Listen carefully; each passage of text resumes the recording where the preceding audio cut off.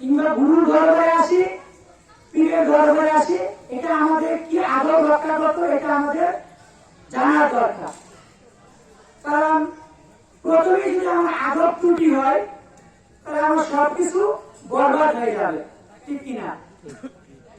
এই জন্য আমরা যারা পীর ধরেছি কিংবা গুরু ধরেছি, আমার পীর হইতে, আমার গুরু হইতে, আমার মুর্শিদ হইতে যদি অন্য কোনো মুর্শিদকে, অন্য কোনো গুরুকে ভালো মনে করি, ভালো জানি, তাহলে আমার আপন পীরের পায়ের লাভ হবে না, ঠিক কিনা?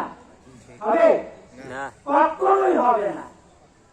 এই জন্য আমি আমার পীরকে, আমার মুর্শিদকে, আমার গুরুকে আমার মাথার তাজ মনে করতে হবে, ঠিক কিনা?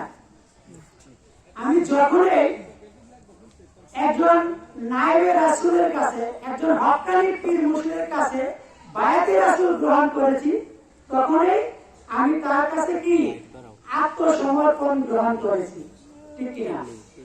আর আত্মসমর্পণকারী কোনো শাস্তি হয় না, নাকি হয়? যুদ্ধক্ষেত্রে দেখেন যখন সারেন্ডার করে হাত তুলে অস্ত্র ফেলে দেয়, তখন তার প্রতি কোনো আঘাত আসে না, আসে? সারেন্ডার করতে তারা আঘাত আসে না। এখন আমি যদি আমার গুরুর কাছে, আমি যদি আমার মুর্শিদের কাছে আত্মসমর্পণ করে থাকি, তাহলে আমার কোনো শাস্তি হবে না, হবে না। আর যদি আত্মসমর্পণ করার পরে যদি আমি বন্দুক দেখাই কিংবা ঘাট তেরামি করি, একটু আবার কেন দেখাই, তাহলে কি আমার উপর আঘাত আসবে না? আসবে নি? আসবে। কিন্তু আমার আত্মসমর্পণকারী হয় নাই। যখনই আমি আত্মসমর্পণ করব, তখনই আমার মুর্শিদ আমার মাতার তাজ, তখন আমার কাছে আমার মুর্শিদ মাতার তাজ। আমার মুর্শিদ আমার কাছে বড়, তার মুর্শিদ তার কাছে বড়। এটা আমার মাথায় রাখতে হবে যে আমার মুর্শিদ আমার কাছে বড়, তার মুর্শিদ তার কাছে বড়, ঠিক কিনা? আর যখনই আমি আমার মুর্শিদ হইতে অন্য মুর্শিদকে বড় মনে করব, ভালো মনে করব, তখন আমার রুহানি পায়ের তাওয়াজ্জু কখনোই হাসিল হবে না, ঠিক কিনা? তারপর হইতেছে আমার যে জান এবং মাল দিয়ে, যথাসম্ভব জান এবং মাল দিয়ে আমি আমার মুর্শিদের খেদমত করব, জান এবং মাল দিয়ে যথাসম্ভব। কারণ সাহাবায়ে কেরাম রাসূল সাল্লাল্লাহু আলাইহি সাল্লামের জান এবং মাল দিয়ে খেদমত করতে। শুধু মুখে মুখে ভালোবাসলে হবে না, শুধু পীর মুর্শিদকে মুখে মুখে ভালোবাসলে হবে, অন্তর থেকে ভালোবাসতে হবে। আর সাহাবায়ে কেরাম রাসূল সাল্লাল্লাহু আলাইহি সাল্লামকে অন্তর থেকে জান এবং মাল দিয়ে ভালোবাসতেন। সাহাবায়ে কেরাম বলছে, ইয়া রাসূলুল্লাহ, আমি আমার জীবনের চাইতে বেশি আপনাকে ভালোবাসি, আর জীবনের চাইতে বেশি ভালোবেসে জীবনও দিতে পারি, এবং রাসূল সাল্লাল্লাহু আলাইহি সাল্লামের সামনে জীবনও দিয়ে দিয়েছেন, ঠিক কিনা? মা খাদিজাতুল কুবরা রাদিয়াল্লাহু আনহার যত ধন সম্পদ, সমস্ত ধন সম্পদ আমার দয়াল নবী রাহমাতুল লিল আলামিনের পাক কদমে দান করে দিয়েছেন। হযরত উসমান মুনিজিন নুরাইন, হযরত আবু বকর রাদিয়াল্লাহু আনহু, হযরত উমর, তাদের যত ধন সম্পদ সবকিছু রাসূল সাল্লাল্লাহু আলাইহি সাল্লামের পাক কদমে দান করে দিয়েছে।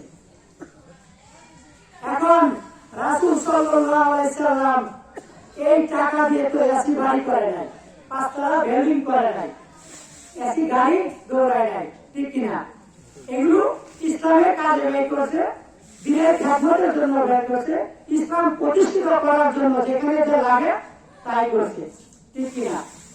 এই জন্য জান এবং মাল দিয়ে ভালোবাসতে হবে। শুধু মুখে মুখে, অন্তরে এক কথা আর মুখে আরেক কথা, সেটা কখনো করা যাবে না।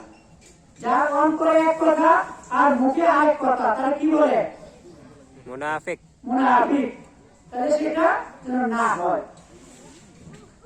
তৃতীয়ত হইতেছে যে রাসূল হক্কানি পীর মুর্শিদ, যে আমার মসজিদ যে বাড়ি, আমার মসজিদের বাড়ির দিকে পা দিয়ে ঘুমানো যাবে না, আমার মসজিদের বাড়ির দিকে পা দিয়ে বসা যাবে না।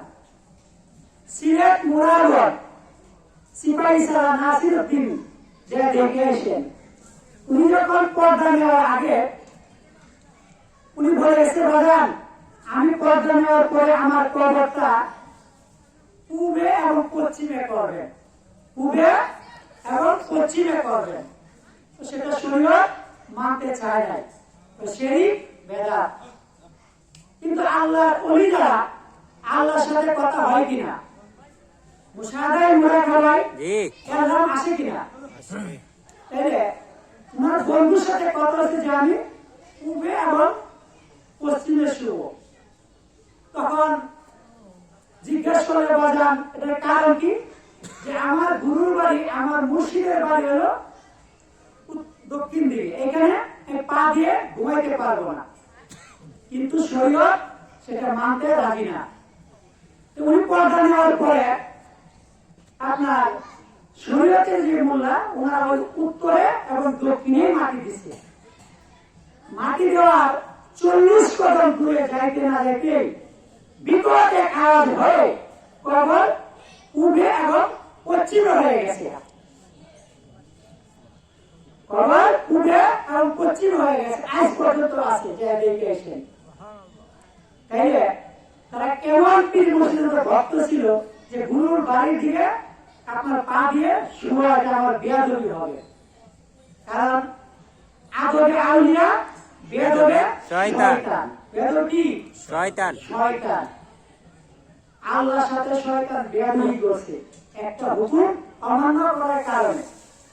9 লক্ষ বছর ইবাদত মতান্তরে 17 লক্ষ বছর ইবাদত তা কি বরবাদ হয়ে গেছে।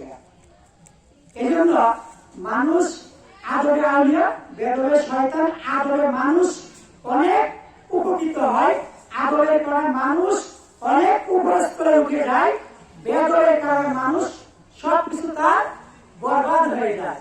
ঠিক কিনা? ঠিক। তারপরে হইতেছে আপনার মুর্শিদ কেবলাকে যেদিকে বসে এদিকে থুতু ফলানো যাবে না। কি ফলানো যাবে না? থুতু ফলানো যাবে না। এবং মুর্শিদ কেবলাকে পিছু দিয়ে বসা যাবে না। মুর্শিদ কেবলাকে পিছু দিয়ে বসা যাবে না। এবং মুর্শিদ কেবলার সামনে উচ্চ সুরে কথাও বলা যাবে না। যে বাজান যে সুরে কথা বলে তার থেকে উচ্চ সুরে কথা এটা বলা যাবে, এটা একটা বেয়াদবি। ঠিক কিনা? জি। তারপরে হচ্ছে আপনার মুর্শিদের কাজকর্ম, পোশাক আশাক আমার আপনার মধ্যে আনতে হবে, আমাদের মধ্যে আনতে হবে। যে বানাদিস সাহেব, বানাদির রাসূল, বানাদিল্লাহ, বাকাবিল্লাহ। প্রথমে আপনার মুর্শিদের যে পোশাক আশাক আচরণ এগুলো আপনার মধ্যে আনতে হবে। তারপরে হচ্ছে আপনার যদি মুর্শিদের কোন কাজ কর্মে আপনার সন্দেহ হয়, মুর্শিদের যদি কোন কাজ কর্মে আপনার সন্দেহ হয়, সেটা তাৎক্ষণিক মুর্শিদের কাছে আরজ করবেন। এবারে এটা আমার বুঝে আসতেছে না, কারণ উনি যে কাজকর্ম করে এটা হয়তো আমার আপনার জ্ঞানের বাহিরে। ঠিক কিনা? সেটা আমার আপনার বুঝে না আসতে পারে। যখন আপনি আরজ করবেন তখন বাজান সেটা বুঝিয়ে দিবেন, আর বুঝিয়ে দিলে সেটা আপনার বুঝে আসবে। ঠিক কিনা? মুর্শিদকে সবসময় মাথার তাজ মনে করতে হবে। কি মনে করতে হবে? মাথার তাজ। কারণ আমি যদি আমার মুর্শিদ, পৃথিবীর যত মসজিদ সব মসজিদের উপরে কি মাথার তাজ মনে করতে হবে। আব্দুল কাদের জিলানী রাহমাতুল্লাহ একসময় এক মাহফিলের মধ্যে ওয়াজ করতেছিলেন। ওইখানে আরেক পীর একটা ভক্ত ছিল, উনি মানুষের খেদমত করতেছিল, পানি খাওয়াইতেছিল। তাহলে গাউসুল পাকের চেহারা খুব সুন্দর ছিল, কণ্ঠ খুবই সুন্দর ছিল লেহান। উনি যখনই পানি খাওয়াইতেছে পীর সাহেবের সামনে, গাউসুল পাকের সামনে আসলে উনি গামছা দিয়ে মাথাটা ঢাকে বলা, মানে বড় পীর সাহেব দেখে না। এখন বক্তব্য আছে, ওরা বলছে বাজান এই লোকটা একটু বেদুরি করতেছে, কারণটা কি? মানুষ আপনাকে দেখার জন্য পাগল, আর এই লোকটা আপনার লোকজনদেরকে খেদমত করতেছে, কিন্তু আপনার সামনে আসলে আপনার চেহারা দেখতেছে না, কারণ কি? তখন উনার ডাকা আনলে জিজ্ঞাসা করতে, বাজান আমার কি অপরাধ আছে তুমি আমার সামনে আসলেই তুমি আমার চেহারা দেখো না, কারণটা কি? উনি আদরের সহিত বলতেছে, বাজান আপনি এত বড় একজন বিশ্বাস, এত সুন্দর আপনার চেহারা, এত লেহান আপনার, এবার আমি যারা গুরু ধরছি, আমি যে মসজিদ ধরেছি, উনি একজন নগণ্য, উনার চেহারা বেশি ভালো না, কণ্ঠ লেহান বেশি ভালো না। যদি এজন্য আপনার চেহারা দেখতে চাই না, যদি আপনার সুন্দর চেহারা দেখার পরে যদি আমি আমার মসজিদের চেহারা ভুলে যাই, এজন্য বলেন আপনার চেহারা আমি দেখতে চাই না। তো সব টান দিয়ে নিয়ে আমার বুকের মধ্যে চড়াই ধরছিল, বাজান সত্য কথা, আর এরকমই ভক্ত, ঠিক কিনা? আজকে আমরা যারা গুরু ধরেছি, মুর্শিদ ধরেছি, আমরা কি মনে করি ওই পিসাব কত ভালো, ওই পিসাব কত ভালো। পশ্চিমকালেও কি আমরা যার জন্য মুর্শিদের কাছে আসি, পশ্চিমকালে এটা সম্ভব হবে না, কারণ আমার আত্মসমর্পণই হয় নাই। আর আত্মসমর্পণ না হলে কিসের মুসলমান? মুসলমান শব্দের অর্থ তো আত্মসমর্পণকারী, ঠিক কিনা? মুসলমান শব্দের অর্থ আত্মসমর্পণকারী। এখন আপনি কার কাছে আত্মসমর্পণ করবেন? এখন কার কাছে? আল্লাহ তো নিজে সরাসরি নাইমে আসবে না, ঠিক কিনা? আর আল্লাহ যদি নাইমেও আসে সেটা আমার আপনার বিশ্বাস হবে না, নাইমে হাইটেও যা সেটা আমার আপনার বিশ্বাস হবে না। এই জন্য বলেন মুর্শিদ হলো মাতার তাজ, গুরু হলো মাতার তাজ, উস্তাদের সম্মান অনেক, মুর্শিদের সম্মান অনেক, গুরুর সম্মান অনেক, তাদের সাথে বেয়াদবি করা যাবে না, ঠিক কিনা? বেয়াদবি করলে আপনার সব কিছু বরবাদ হয়ে যেতে পারে, ঠিক কিনা? যাক, এখন হযরত মুহাম্মদ সাল্লাল্লাহু আলাইহি ওয়াসাল্লাম দয়াল নবী রাহমাতাল লিল আলামিন, যেটা ভাই কিছু অন্য কথা বলতেছিল সে বলতেছে কি, এখন উনি একটা মাজলিসের মধ্যে, আমার দয়াল নবী রাহমাতাল লিল আলামিন, তিনি হায়াতুল নবী, জিন্দা নবী, উনি একটা মাজলিসের মধ্যে আলোচনা করতেছিলেন। কি করতেছিলেন? আলোচনা করতেছিলেন। তো ওই মজলিসের মধ্যে হযরত উমর ছিলেন, শেখুদা মাওলা আলীও উপস্থিত ছিলেন। তারা দেখতে পাইলেন যে দয়াল নবীর শরীর মোবারকের মধ্যে যে জুব্বা মোবারকখানা নূরে জ্বলজ্বল করতেছিল, নূরে জ্বলজ্বল করতেছিল। হযরত উমর দাঁড়ায়া আমার জিন্দা নবীকে একটা সালাম দিতে, আসসালাতু ওয়াসসালামু আলাইকা ইয়া রাসূলুল্লাহ, বলতেছি ইয়া রাসূলুল্লাহ, আমি গোলাম আপনার কর্মে জানতে চাই যে আপনার শরীর মোবারকের মধ্যে যে জুব্বা মোবারকখানা এটা নূরে জ্বলজ্বল করতেছে। বলতেছি ইয়া রাসূলুল্লাহ, আপনার বেসাল মোবারকের পরে, ইন্তেকাল মোবারকের পরে এই জুব্বা মোবারকখানা আমরা কাকে হাদিয়া দিব, কাকে দান করব? হযরত উমর ভাবলেন নবী হয়তো উমরের কথাই কইবে, মনে একটা ধারণা।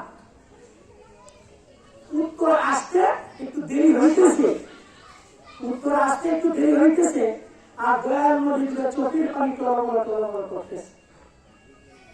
এর মধ্যে শেখুদা মাওলা আলী গায়া আমার দয়াল নবী একটা সালাম দিয়ে বলতেছে, নবী গো, আমি গোলামের একই প্রশ্ন যে আপনি বেসাল মোবারকের পরে এই জুব্বা মোবারকখানা আমরা কি করব, কাকে দান করব? আমার দয়াল নবী রাহমাতাল লিল আলামিন হযরত উমরের কথাও কইলেন না, শেখুদা মাওলা আলীর কথাও কইলেন না, উপস্থিত কোন সাহাবীর কথাও বললেন না। উপস্থিত কোন সাহাবীর কথা বললেন না। আমার দয়াল নবী রাহমাতুল লিল আলামিন দুটা চোখের পানি ছায়া কান্দা কান্দা বলতেছে উমর, আমি রাসূল বেসালের পরে, আমি রাসূলের ইন্তেকাল মুবারকের পরে তোমরা এই জুব্বা মুবারক কানা নিয়ে কেউ টানাটানি করো না, টানা আসরা করো না। আমার দয়াল নবী ডাক দিয়ে বলতেছে উমর, আমি রাসূলের বেসালের পরে তুমি আমার আলীর সঙ্গে লইয়া এই জুব্বা মুবারক কানা নিয়ে ইয়ামেন দেশের উদ্দেশ্যে রওনা হয়ে যাবা। কোন দেশ? ইয়ামেন দেশের উদ্দেশ্যে রওনা হয়ে যাবা। যে ওই দেশে একটা এলাকার নাম আছে করণ, একটা এলাকার নাম করণ। আর ওই দেশে আমার দয়াল নবী বলতে ওই দেশে আমার একটা পাগল আছে, আমার একটা পাগল আছে যার নাম হলো ওয়েস, যার নাম হলো ওয়েস। আর এলাকার নাম হলো করণ, এই জন্য হলো ওয়াজ করবি। আমার দয়াল নবী রাহমাতুল লিল আলামিন হযরত উমরকে ডাক দিয়ে বলছে উমর, আমি রাসূলের বেসালের পরে তুমি আমার আলীর সঙ্গে লইয়া ইয়ামেন দেশে যাইয়া ওই করণ এলাকার যদি আমার পাগলে তুমি খুঁজে পাও, অস্ত্রে যদি তুমি খুঁজে পাও, তাহলে আমি রাসূলের পক্ষ থেকে তাদের সালাম দিবা এবং আমি গুনাহগার, আমার গুনাহগার উম্মতের জন্য দোয়া করতে বলবা এবং আমি নবীর পক্ষ থেকে এই জুব্বা মুবারক মাথায় হাদিয়া দিয়ে আসবো। আমি নবীর পক্ষ থেকে এই জুব্বা মুবারক মাথায় হাদিয়া দিয়ে আসবো। এখন হযরত উমর বলতেছে ইয়া রাসূলুল্লাহ, এই নামে তো আরো অনেক লোক সেখানে থাকতে পারে, ঠিক কিনা? ওয়াসকির নামে তো আরো পাগল সেখানে থাকতে পারে, কিন্তু আপনার পাগলকে আমরা চিনবো কেমন? আমরা তো তুমি তারা সরাসরি দেখি নাই, কিন্তু আমরা তারা চিনবো কেমন? আমার দয়াল নবী তো তারা সরাসরি দেখে নাই, ঠিক কিনা? এখন হযরত উমর যে জানতে চাইলেন তার পরিচয় আমার নবী বলতে পারে কিনা, এই ক্ষমতা নবীর আছে কি নাই? এই ক্ষমতা দিছে কে? আল্লাহ। এই দেশে কিছু বেয়াদব লোক আছে যারা বলে ওই নবীর কাছে দেওয়ালের পিছের খবর নেই, আছে না? বলে না? শোনেন, দেখেন নবী কিভাবে বলে। এখন আমার দয়াল নবী রাহমাতুল লিল আলামিন উমরকে বলতেছে উমর, তোমরা যদি আমার পাগলকে খুঁজে পাও তাহলে তার ডান হাতটা করবা। কোন হাত? ডান হাতটা করবা। ডান হাত তোলার পরে একটা চিহ্নের কথা রাসূল দেখায় দিছে, এটা মুসলিমের কাছে জেনে নিয়েন। চিহ্ন দেখায় দিছে, যদি এই চিহ্নটা খুঁজে পাও তাহলে বুঝবো সে আমার অস্ত্রী, তাহলে বুঝবা সে আমার অস্ত্রী। এই বলিয়া সাহাবায়ে কেরাম আপনারা কোন হুজরায় চলে গেলেন, আমার জিন্দা নবীও আপন হুজরায় চলে গেলেন। কিছুদিন যাওয়ার পরে আমার দয়াল নবী ইন্তেকাল মুবারক হয়ে গেলেন, বেসাল মুবারক হয়ে গেলেন। এখন কি মনে করবেন আমার নবী মরে গেছে? হ্যাঁ, হায়াতুন নবী, জিন্দা নবী। আওয়াজ দিয়ে বলেন ঠিক কিনা? ঠিক। আর নবীজি তো এই দুনিয়াতে সংসার করার জন্য আসে নাই, ঘর বাড়ি বানাইবার জন্য আসে নাই। আমার দয়াল নবী রাহমাতুল লিল আলামিন দুনিয়ার কারো কাছ থেকে শিক্ষা নেওয়ার জন্য আসে নাই। আমার দয়াল নবীজি বরং আল্লাহ পাকের পক্ষ থেকে অনুমতি প্রাপ্ত হয়ে সবকিছু জানিয়া, সবকিছু বুঝিয়া, সবকিছু শিখিয়া আল্লাহ রাব্বুল আলামিন আমার দয়াল নবীকে এই পৃথিবীতে পাঠাইছেন জগৎবাসীকে শিক্ষা দেওয়ার জন্য, ঠিক কিনা? আমি আপনি একজন আরেকজনের কাছ থেকে জ্ঞান অর্জন করি, শিক্ষা লাভ করি, ঠিক কিনা? আমি আপনি একজন আরেকজনের কাছ থেকে জ্ঞান অর্জন করি, একজন আরেকজনের শিক্ষা লাভ করি। কিন্তু আমার দয়াল নবী রাহমাতুল লিল আলামিন দুনিয়ার কোন ব্যক্তির কাছ থেকে শিক্ষা অর্জন করেন নাই, দুনিয়ার কোন শিক্ষকের কাছ থেকে শিক্ষা লাভ করার প্রয়োজন ছিল না। কারণ উনার শিক্ষক একজন, উনার শিক্ষক কে? একজন, তিনি হলেন রব্বুল আলামিন, রব্বুল আলামিন। আর আমার দয়াল নবী হইতেছে রাহমাতাল লিল আলামিন। ঠিক কিনা? ঠিক। এখানে একটা বিষয় আছে দেখেন, রাব্বুল আলামিন, আলম হইতেছে এক বছর আর বহু বছর হইতেছে আলামিন। গোটা সৃষ্টি জগতের যত জগৎ আছে, গোটা সৃষ্টি জগতের পালন করেন কে? আল্লাহ। গোটা সৃষ্টি জগতের পালন করতে কে? আল্লাহ, রব্বুল আলামিন। আল্লাহর উপাধি হচ্ছে রব্বুল আলামিন। গোটা জগৎ যত সৃষ্টি জগৎ আছে, সমস্ত সৃষ্টি জগতের পালন করতেন আল্লাহ। ঠিক কিনা? ঠিক। আর আমার দয়াল নবী বলেন রাহমাতাল লিল আলামিন। এখানে আলমের বহু বছর আলামিন। শুধু এই জগতের জন্য রহমত স্বরূপ নয়, সৃষ্টি জগতে যত জগৎ আছে সমস্ত জগতের জন্য রহমত স্বরূপ নবী মুহাম্মদুর রাসূলুল্লাহ সাল্লাল্লাহু আলাইহি ওয়াসাল্লাম। শুধু তাই নয়, যে লা ইলাহা ইল্লাল্লাহ মুহাম্মাদুর রাসূলুল্লাহ সাল্লাল্লাহু আলাইহি ওয়াসাল্লাম। এই লা ইলাহা ইল্লাল্লাহ লেখতে আরবি যতটা অক্ষর লাগে, মুহাম্মাদুর রাসূলুল্লাহ লেখতে আরবি ততটা অক্ষরই লাগে। ঠিক কিনা? ঠিক। রব্বুল আলামিন লেখতে আরবি যতটা অক্ষর লাগে, রাহমাতাল লিল আলামিন লেখতে আরবি ততটা অক্ষরই লাগে। মক্কাতুল মুকাররমা লেখতে আরবি যতটা অক্ষর লাগে, মদিনাতুল মুনাওয়ারা লেখতে আরবি ততটা অক্ষরই লাগে। ঠিক কিনা? ঠিক। এই নামের সাথে নাম মিলায়া আপন হাবিবকে সম্মান দিছে কে? আল্লাহ। হ্যাঁ, আল্লাহ। বলুন না ইয়া রাসূলুল্লাহ। ইয়া রাসূলুল্লাহ। যে কথা বলছিলাম, কুল্লু নাফসি যায়িকাতুল মউত, প্রত্যেক নফসের মৃত্যুর স্বাদ গ্রহণ করতে হবে। এই দুনিয়াটা যে আমাদের জন্য চিরস্থায়ী নয়, এই জিনিসকে বুঝাইবার জন্যই দয়াল নবী রাহমাতুল লিল আলামিন সাময়িকের জন্য ইন্তেকাল মুবারক হয়ে গেছে। এখন কি মনে করেন মরে গেছে? না, হায়াতুন নবী, জিন্দা নবী। নবী যদি মহানবী হইতো তাহলে তো নবীর জানাজা হইতো। ঠিক কিনা? ঠিক। নবীর কি জানাজা হয়েছে নাকি? না।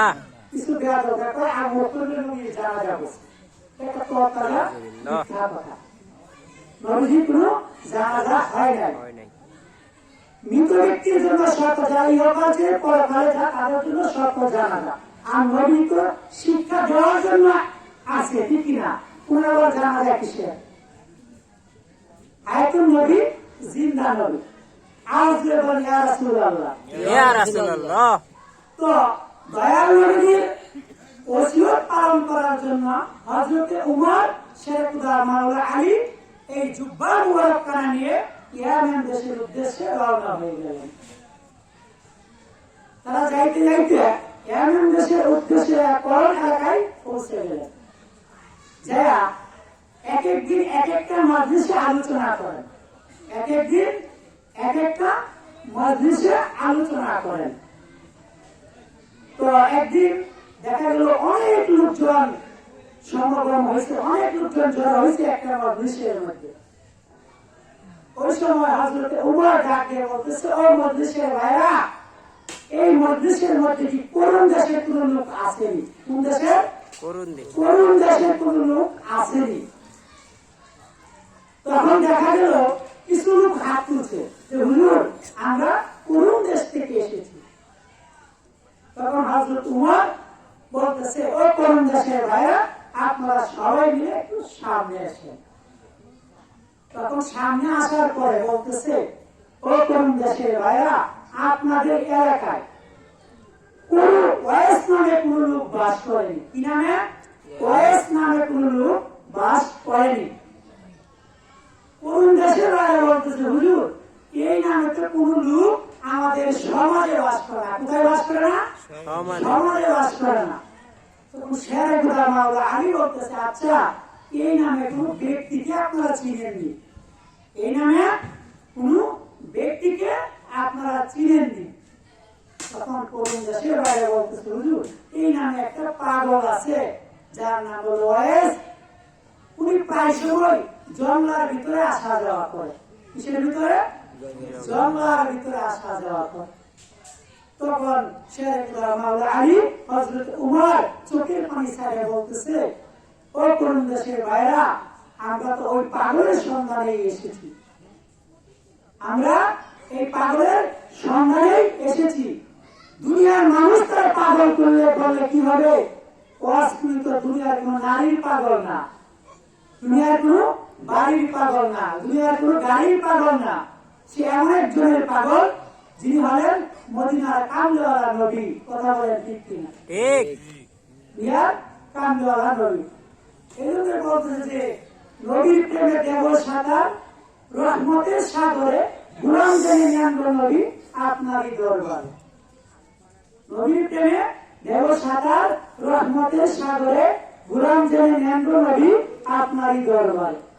তো ধরে ধরে কত লোক যায় সোনার মদিনায়, ধরে ধরে কত লোক যায় সোনার মদিনায়, মনানন্দে ঘুরে বেড়ায় সোনালিও যায়।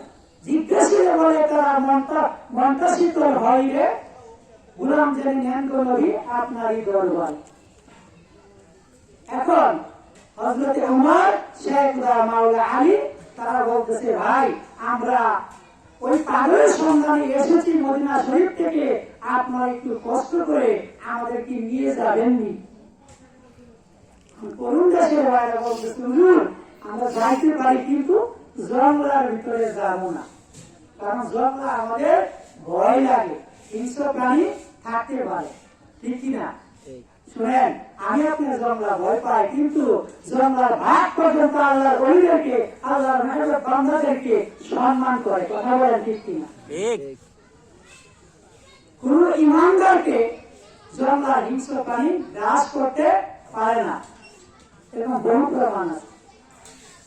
তো পরের দিন করুণ দেশের ভাইরা হযরতে উমর, শেখ মাওলা আলী রেডিয়া করুণ দেশের উদ্দেশ্যে রওনা হয়ে গেলেন। তারা যাইতে যাইতে করুণ দেশে উপস্থিত হওয়ার পরে বলতেছে হুজুর এবার আপনারা যান, আমরা ভিতরে যাইতে পারবো না, আমরা ভিতরে যাইতে পারবো না। এখন হযরত উমর বলতেছে আচ্ছা পাগলা কি এই সময় ভিতরে আছে কিনা? জি হুজুর পাগলা ভিতরে আছে। এখন করুণ দেশের ভাইরা চলে গেলে হযরতে উমর, শেখ মাওলা আলী তারা দুজন বলতেছে ভাই চলো যাই জঙ্গলের ভিতরে, দেখি পাগলা কি করে। তখন তারা দুইজন জঙ্গলের ভিতরে ঢুকছে, ঢুকে তাকায় দেখে নদীর প্রেমের পাগলা অস্ত্র নিয়ে কেবলামুখী হইয়া সেজদায় পড়ে নামাজ আদায় করতেছে। কি করতেছে? নামাজ আদায় করতেছে। এই জন্য বলছে নামাজ পড়ে গহিনে ডুবিয়া নামাজ পড়ে। পঞ্চ আত্মা সাজাওরে গহিনে ডুবিয়া নামাজ পড়ে। নামাজ শুধু পড়লেই হবে না, নামাজের মতো নামাজ পড়তে হবে। আমাদের সমাজে কিছু নামাজি আছে ভাব ধরনের নামাজি, আছে কিনা? কিছু আছে লোক দেখানো নামাজি, কিছু আছে শুক্রবারের নামাজি। ভালো একটা জামা বলছে নিজে শুক্রবারের নামাজে যায়, পাশে বাইরে রাখবে তো এই নামাজে আসুন নাকি সারা দিন এভাবেই থাকবে নাকি, মানে একটা ভাব ধরনের নামাজি, বিপদপূর্ণ নামাজি, আছে কিনা? বলছে নামাজ মানুষের সমস্ত অশ্লীলতা খারাপ কাজ থেকে বিরত রাখবে। আর যদি বিরত না রাখে তাহলে মনে করতে হবে কি আমার নামাজ হইতেছে না। নামাজের কোনো দোষ না, কিন্তু আমার দোষ, নামাজ আমার হইতেছে না। নামাজ পড়ছে, নামাজ পড়ে দেখেন আমাদের দেশে কিছু লোক আছে, এই দেশে তো নাও থাকতে পারে, আমাদের নামাজ পড়ে টুপি মাথায় দিয়া শাস্ত্রে ঢুকে 5 টাকা দাম একটা লাল সানিয়া ঠেঙ্গের উপর ঠেঙ্গা উঠে খাওয়া দেয়, বিপদ একটার পর একটা শুরু করে দেয়। ওই কি অমুকের সেরা, আমাদের দেশে একটা সেরা, অমুকের সেরা গেলে অমুকের সিরে রাখিয়ে গেছে, এরকম করেনি না। তুমি নামাজ পড়েছো শাস্ত্রে যায় কি আরেকজনের বিপদ করার জন্য? তুমি নামাজ পড়েছো শাস্ত্রে আরেকজনের বদনাম করার জন্য? তুমি নামাজ পড়েছো শাস্ত্রে আরেকজনের কি দুর্নাম করার জন্য? নামাজও পড়লা, কপালে দাগও বানাইলা, তোর কথা শুধু ব্যবসাও করলা, লাইফ একটা আরেকজনের লাইফে নিজের খাতের ভিতরে ঢুকাইলা, এরকম আছে কিনা?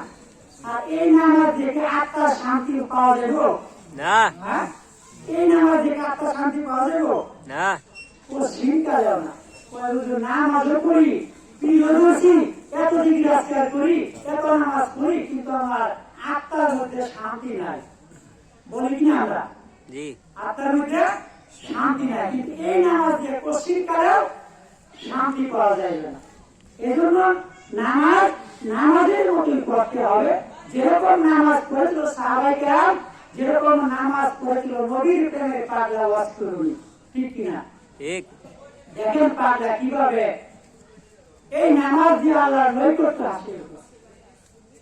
এখন হযরত ওমর শেখ গোলাম মাওলা আলী তারা দুজন জঙ্গলার ভিতর ঢুকে গেছে নবীর প্রেমের পাগলা ওয়াজ করে কেবলামুখী হইয়া নামাজ আদায় করতেছে তারা দুজন পিছনে দাঁড়ায় রয়েছে পাগলা অস্ত্রী ডান দিকে সালাম ফিরাইলেন বাম দিকে সালাম ফিরাইলেন সালাম ফিরানোর পরে পিছন দিক থেকে হযরত ওমর সালাম দিলেন আসসালামু আলাইকুম ওয়া রাহমাতুল্লাহি ওয়া বারাকাতুহু এখন পাগলা মনে মনে ভাবতেছে কি আমার মতো কোন পাগলা জঙ্গলের ভিতরে আইবে তো যে যেরকম সে ওরকমই আমি যদি পাগল হই তাহলে মনে করি পাগল তিনটের সময় একজন তাহাজ্জুদ করতে আর সুরের দিকে চুরি করে তিনটে গেলা চুরি করে হাত পাতে ঘরে যাইব আর ওই উনি তাহাজ্জুদ করবো চুরি করতে তাহাজ্জুদ করে মনে করতেছে উনি আমার মতো তাহাজ্জুদই করবে এরকমই তো মনে হয় নাকি আর যে সুরে বলতেছে যে আমি যখন চুরি করছি হাত পা করার জন্য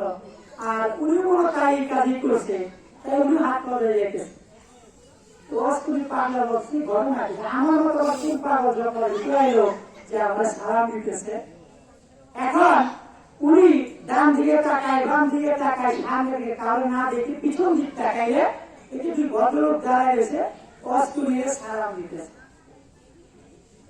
অস্তুরি পাগলা সালামের উত্তর নেন ওয়ালাইকুম আসসালাম ওয়া রাহমাতুল্লাহি ওয়া বারাকাতুহু দুইজনের মধ্যে সালাম বিনিময় হয়ে গেল উভয়ের মধ্যে যখন সালাম বিনিময় হয়ে গেল তখন হযরত ওমর বলতেছে ভাই কিছু যদি মনে না করেন আপনার নামটা কি জানতে পারি তখন উনি বললেন যে আমার নাম ওয়েস আমার নাম কি ওয়েস। আর আমার নবী কোন নামের কথা বলছিল ওয়েস এখন বিষয়টা ক্লিয়ার হওয়ার জন্য শেখ গোলাম মাওলা আমি বলতেছে ভাই আরেকটা কথা বলি যদি কিছু না মনে করেন আপনার ডান হাতটাকে একটু দেখতে পারি আপনার ডান হাতটাকে একটু দেখতে পারি নিশ্চয় তো ডান হাতটা তুলে দেওয়ার সঙ্গে সঙ্গে আমার দয়াল নবী রাহমাতাল লিল আলামিন যে চিহ্নের কথা বলেছিলেন সত্যি সত্যি সেই চিহ্ন দেখা যায় সুবহানাল্লাহ সত্যি সত্যি সেই চিহ্ন দেখা যায় তাই সাধক বলে কোন পাগলে বলে নবী গায়েব জানে না এলেমের শহর গো নবী সাহেব মদিনা উনার হাদিস পড়লে শুধু আলেম তো হয় না নবীর প্রেমের মজনু যারা তারাই মাওলানা নবীর প্রেমের আশায় তিনি তার সিনাই এলেমে উনি ঘরে বসে দেখতে পারে সোনার মদিনা এলেমের শহর গো নবী সাহেব মদিনা ঠিক কিনা নবীর প্রেমের এসক যদি আপনার থাকে এখানে বসাও নবী দেখা যায় এখন হযরত ওমর শেখ গোলাম মাওলা আলী পাগলা অস্ত্রের সঙ্গে নবীর দেখানো চিহ্ন পায়া তার হাতের সাথে মুসাফা করিয়া এরকম করে চুম্বু খাইছে কি খাইছে চুম্বু খাইছে আজ পর্যন্ত দেখবেন পরস্পর মুসলমানের সাথে সাক্ষাৎ করে তারা মুসাফা করে কি চুম্বু খায় নবীর দেখানো চিহ্ন পায়া নবীর প্রেমের পাগলা অস্ত্রের হাতে হযরত ওমর শেখ গোলাম মাওলা আলী তারা চুম্বু খাইছিল এটা হলো সুন্নতে সাহাবাই সুন্নতে সাহাবা তারা দুজন নবীর প্রেমের পাগলা অস্ত্রের হাতে চুমু খায়া তারা বলতেছে হযরত ওমর বলতেছে অস্ত্রে রে এই জঙ্গলের ভিতরে থেকে তুমি আমার নবীর সাথে এমন কি প্রেমের কালেকশন ঠিক করলা যে আমরা মদিনা শরীফ থেকে এসেছি দয়াল নবী তোমার সালাম দিছে এবং উনার গুনাহগার উম্মতের জন্য দোয়া করতে বসে এবং শেখ গোলাম মাওলা আলী বলতেছে পাগলা রে যেটা আমরা নবীর গুণাবলী করে অর্জন করতে পারি নাই, সেটা তুমি এই নির্জন জঙ্গলের মধ্যে বলে সেটা অর্জন করছে।